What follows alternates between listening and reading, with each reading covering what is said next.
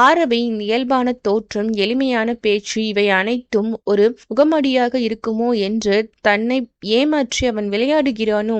ஒரு பெரிய பணக்கார தொழிலதிபரின் மகனாக அவன் இருந்தால் தன்னுடைய வறுமையை பயன்படுத்தி தன்னை அனுபவித்துவிட்டு விலகி சென்றுவிட்டாள் என்று அவளுடைய மனம் தரிகெட்டு ஓட ஆரம்பித்தது. புரிதலோடு தொடங்கிய காதல் திடீரென்று கசக்கத் தொடங்கி காதலி துச்சமாக நினைத்து காதலனை விட்டு விலகி சென்றால் அந்த காதலன் என்ன செய்வான்? தேடிப்போய் தன் காதலியை குளிர்வித்து தன் காதலை புரிய வைக்க முனைவானா?